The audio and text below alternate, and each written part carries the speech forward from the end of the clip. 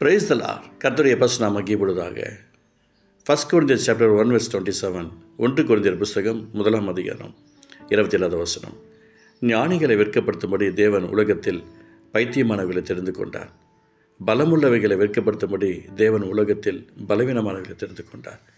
எனக்கு பிரியமானவர்களே, இந்த அழகான வார்த்தை உங்களுடைய வாழ்க்கையில் ஆசிர்வாதம் உண்டாகும்படியாக கர்த்தர் நம்மோடு கூட பேசுவாராக. ஆம், இந்த உலகத்தில் எவ்வளோ பேர் ஞானிகள் இருக்கிறாங்க, பெரிய பெரிய ஆட்கள் இருக்காங்க. ஆணுடைய அன்பு அவங்களுக்கு தெரியாது. ஆனால் ஆணுடைய அன்பை குறித்து ஒன்றும் அறியாத நமக்கு இந்த சிலாக்கியத்தை கர்த்தர் கொடுத்துருக்கிறார். அதுக்காக நாம் தேவனுடைய சமூகத்தில் ஸ்தோத்திரம் செலுத்துகிறவர்களாக காணப்பட்டுக்கிட்டே இருக்கணும். அதுதான் சொல்லப்படுகிறது. ஞானிகளை வெட்கப்படுத்தும்படிக்கு தேவன் உலகத்தில் பைத்தியமானவர்களை தெரிந்து கொண்டார். ஒரு காலத்தில் மனநிலை பாதிக்கப்பட்டு அவருடைய அன்பு அறியாமல் உலகத்தில் இருக்க நபர்கள் யார் என்று தெரியாமல் என் மனதின் போக்கின்படி வாழ்ந்து கொண்ட என்னை அவருடைய நாமத்துக்காக கர்த்தர் தெரிந்து கொண்டார். எவ்வளோ பேருக்கு எவ்வளோ வசனங்கள் இருந்தாலும் இந்த வசனத்தை சொல்லுவதற்கு தகுதியுள்ளவனாக நான் கருதுகிறேன். ஆண்டுடைய அன்புக்காக என்னை தெரிந்தெடுத்ததுக்காக நான் கர்த்தருடைய நாமத்தை மகிமைப்படுத்தும்படியாக ஸ்தோத்திரம் செலுத்துகிறேன். எனக்கு பிரியமானவர்களே, அப்போது ஆசீர்வாதங்கள் நாம் கேட்டு கொடுப்பதல்ல, தெரிந்து கொண்டிருக்கிறார். தாயின் கருள் உருவாக்கும் முன்னே நம்மை அறிந்து வைத்திருக்கிறார். அதுவும் சொல்லிருப்பாங்க, you did not choose me but I choose you. நீங்கள் அதை தெரிந்து கொள்ளவில்லை, நான் தான் உங்களுக்கு தெரிந்து கொண்டேன். ஒவ்வொருத்தருக்கும் ஒரு விதமான காரியங்கள் தெரிந்து கொண்டு வைத்திருக்கிறார். சிலர் உபத்திரவத்தின் குகையில் தெரிந்து வச்சிருக்கிறார். சிலரை பாடுகளுக்கு மத்தியில் தெரிந்து வச்சிருக்கிறார்.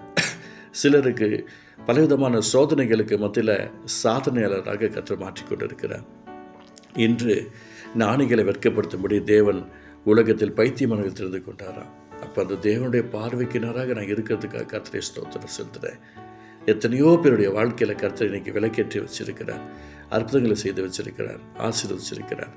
அதே மாதிரி தான் பலமுள்ளவைகளை வெட்கப்படுத்தும்படி தேவன் உலகத்தில் பலவீனவைகளை தெரிந்து கொண்டான்னு சொல்லி பார்க்குறோம். என்ன தகுதி இருக்குது? பலவீனமான நபர்கள் நம்ம எல்லாரும்.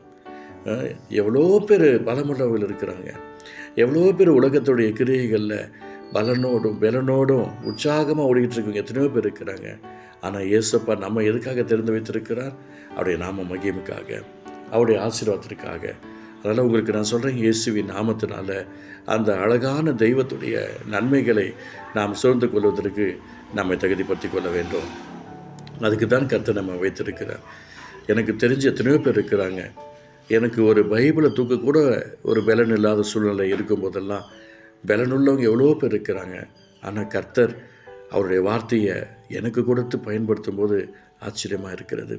சின்ன விஷயத்துக்கு கூட இந்த வாயிலிருந்து புறப்படுகிற வார்த்தைகளுக்கு ஆமேன் என்றும் கர்த்தர் வாக்கு பண்ணி கொண்டிருக்கிறத என்னால் பார்க்க முடிகிறது. எத்தனையோ பெரிய பெரிய தலைகள் இருக்கிறாங்க, அரசியல்வாதிகள் இருக்கிறாங்க, பலன் படைத்தவங்க இருக்கிறாங்க, பணம் படைத்தவங்க இருக்கிறாங்க. அவங்களுக்கு மத்தியில் கர்த்தர் நம்மை தெரிந்து கொண்ட நோக்கம், என்னை தெரிந்து கொண்ட நோக்கம், உங்களை தெரிந்து கொண்ட நோக்கம் பலவீனமானவர்களை பலமுள்ளவர்களாக மாற்றுவதற்காகத்தான், பலமுள்ளவர்களை பலவீனமாக மாற்றுவதற்காக தான். இயேசுவின் நாமத்தினால இந்த ஆசீர்வாதங்கள் நம்முடைய வாழ்க்கையில் மிகப்பெரிய நன்மையை உண்டாக்கி என்பதை நான் அறிந்திருக்கிறேன். என் அன்பு சகோதரனே, சகோதரியே, ஞானிகளை வெட்கப்படுத்தும்படி தேவன் உலகத்தில் பைத்தியமானவர்கள் தெரிந்து கொண்டார். பலமுள்ளவைகளை வெட்கப்படுத்தும்படி தேவன் உலகத்தில் பலவீனமாக தெரிந்து கொண்டார் என்ற வார்த்தையின் பிரகாரமாய் நீங்கள் அவருக்காக வாழ நம்மளை ஒப்புக் கொடுங்களேன்.